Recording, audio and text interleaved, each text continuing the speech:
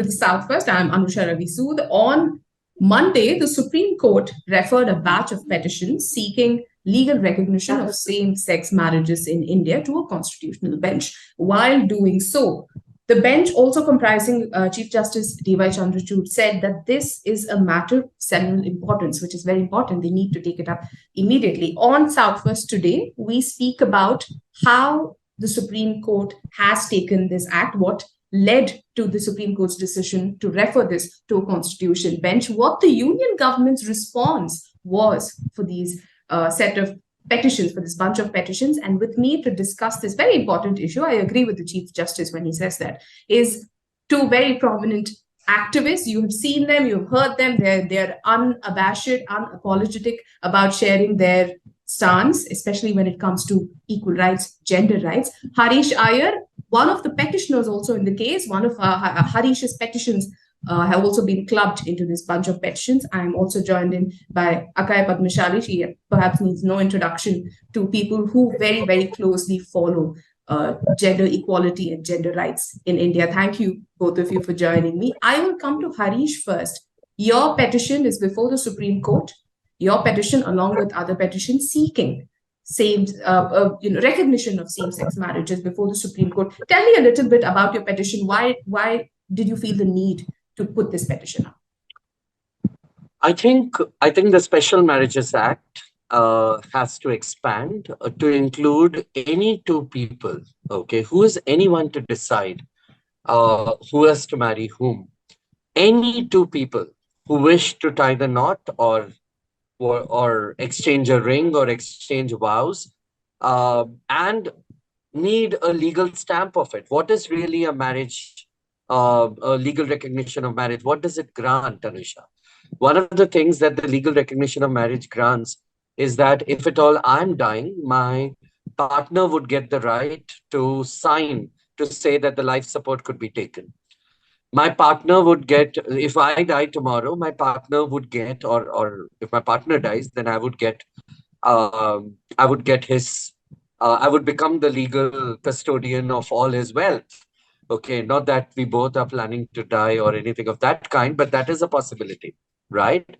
Also, when it comes to inheritance, when it comes to various other ramifications of marriage equality, I think it's going to open up open marriage up for various other this thing. Otherwise, nothing is stopping any two people from marrying otherwise. I mean, I have attended around 3 queer weddings in the past 1 year itself. So there are people who are getting married left, right, and center, but really, what is needed is this legal recognition because it comes with a lot of other rights which we all need today. Okay. Akkai, let me ask you this question. In its response to the Supreme Court, these are some of the words that the union government has used. Complete havoc, accepted societal values, institution of marriage is a matter of policy. So when they say complete havoc, they're referring to same-sex marriages, how they will cause complete havoc if recognized, allowed.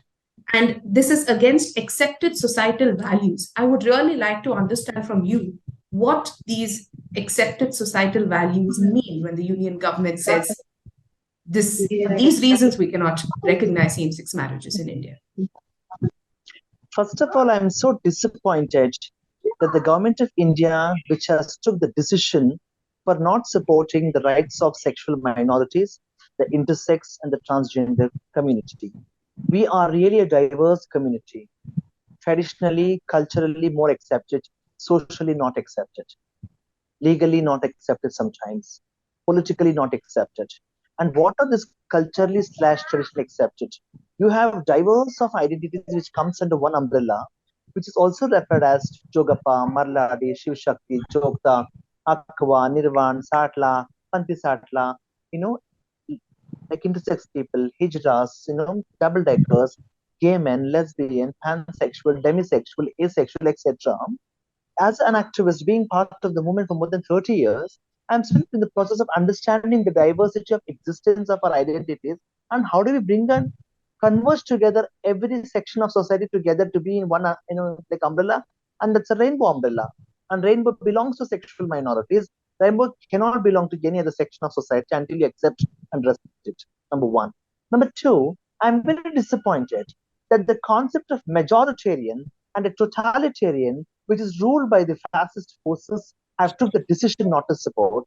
I think the question is very simple to the society is very clear. If a majoritarian concept, which is cis man born, cis woman born, is dictating against one section of society, which I'm not for, I would really take my resistance. I would really keep my differences, not to be part of such, so-called the concept of totalitarian, which is highly unacceptable. My country is given the privilege to decide what is my identity, what is my sexuality, and how I should live, what food I should eat, what dress I should wear. I decide for myself. And what is Rajadharma? Rajadharma is only to respect and accept people's voices. I'm saying this is what my agenda and respect that through the form of legislation, through the form of policies. Apart from that, referring one community as an havoc, which is disrespecting my 2018 Constitution of India Supreme Court delivered verdict on Section 377. And especially many people in the sexual minority section of the society that we are part of, we are being married. We will be going to marry. People have already married and they're living lives, living beautiful lives, enjoying stuff. And you cannot force a lesbian woman to become a heterosexual. That's against the politics of sexuality. You cannot force a gay man to become a heterosexual man or be a bisexual man. You can't do that. You are cheating yourself. And how you went educate my society in that context? I think that really You concerns this me a as lot. I think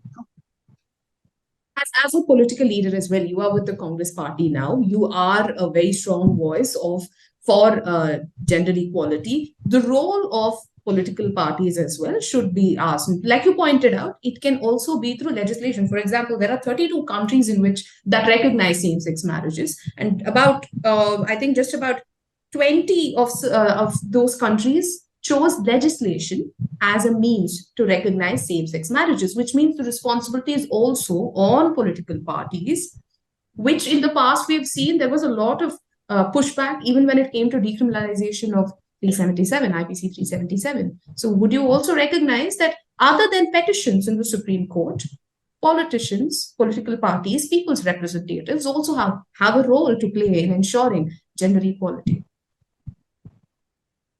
there are people who are with multiple diverse identities. Is that, as I mentioned previously, who are part of RSS, who are part of BJP, who are part of left parties, who are part of Congress party, who are part of this whole human world. So my only concern and question is that how do we bring up this diversity of discussion before your floor? Knowing that my people are not in open, the country's population almost 140 crore population. In that 10% are the sexual minorities. In that very few people like Harish, Iyer, Akkai, Arvind, Ashok Rao Kavi, Lakshmi Tripathi. Few leaders we come on the streets to just shout about the issues of sexual minorities. And I think the whole question starts from here is that what is equality and what is equity? How do I understand my constitution, morality? I think today's stuff, I think two things I wanted to really mention. One is my disappointment. One is that I want to congratulate my Supreme Court of India, which has referred to the Constitution bench. I think we do still have some hopes. In fact, if history is anything to go by, then the courts have actually come to the rescue of gender minorities. Our struggle day one, that's true. From our struggle day one till today, the judiciary is with the movement.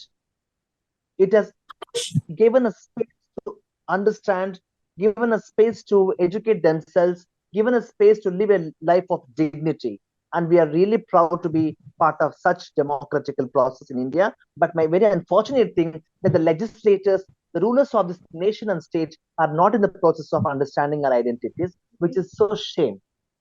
There is a point in Harish's a petition, if you've seen. He's in fact, his argument is under the Special Marriages Act. If the statute, if the law or the legislation can recognize man and woman, why not male and female, which allows for much more inclusivity when it comes to gender minorities. My question to you also, Hari, is that Article 21 of the Indian Constitution says every citizen of India is assured right to life and personal liberty. You've also spoken about a right to privacy in your petition as well. How does the Indian law, the Indian Constitution, recognize somebody as, say, a third gender?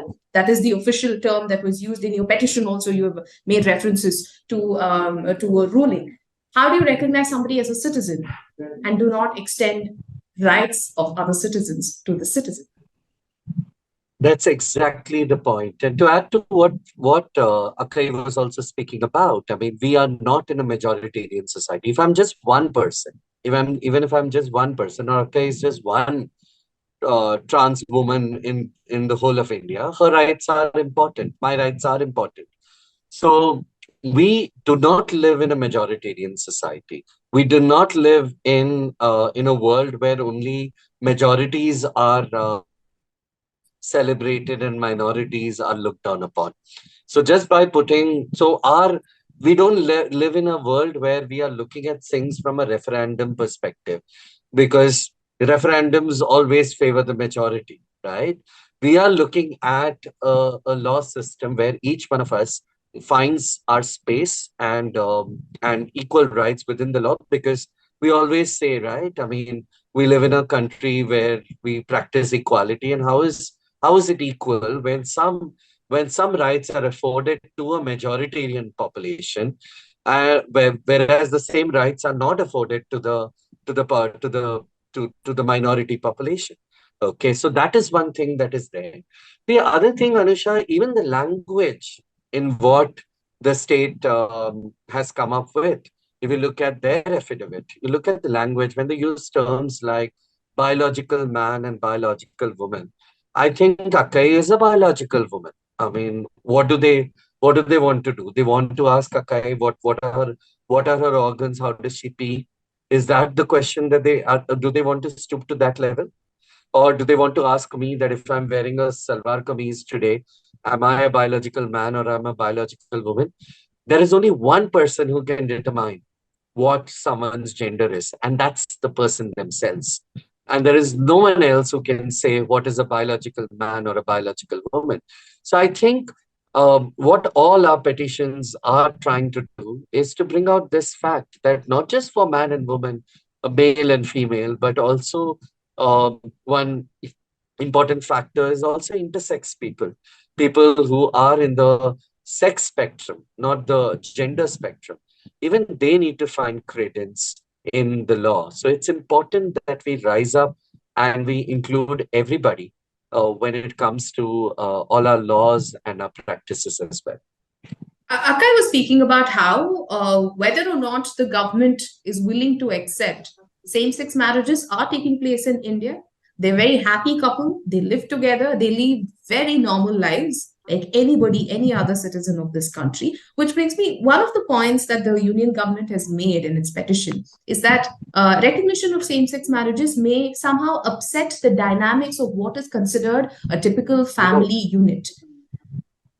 I'm really struggling to I can understand just what say is a wow, typical because family. that's been, because Anusha, I think they're thinking, they're watching a lot of television soap operas where for the family, if they watch anything, if they watch Nagin, if they watch any of those, speak about all the Hindi ones because they're mostly Hindi speaking.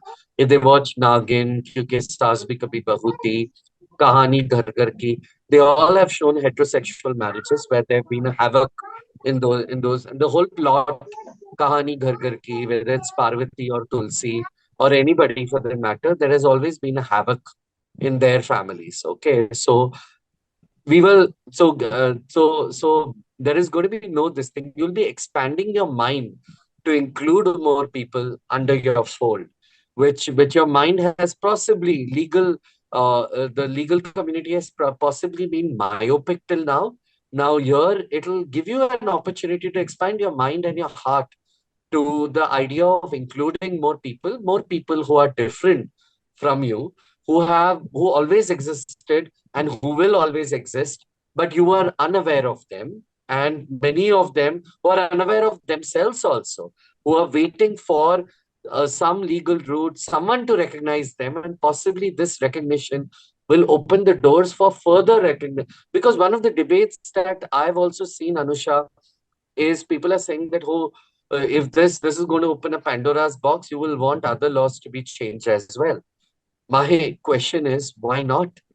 Why not? And possibly it's not why, but why not? And possibly other laws need to also expand to include LGBTQ people. And it's not too much of a trouble. You just have to change things from man and woman and definition to people. That's all. It's as simple as doing a control F and on your Word document of your law, and doing a control F and changing find all men or male and change it to person. That's all that needs to be done. Two people can adopt children, two people can inherit, two people can do this. You just have to do. I'm telling you, Microsoft Word doesn't have a problem. Why do human beings have a problem?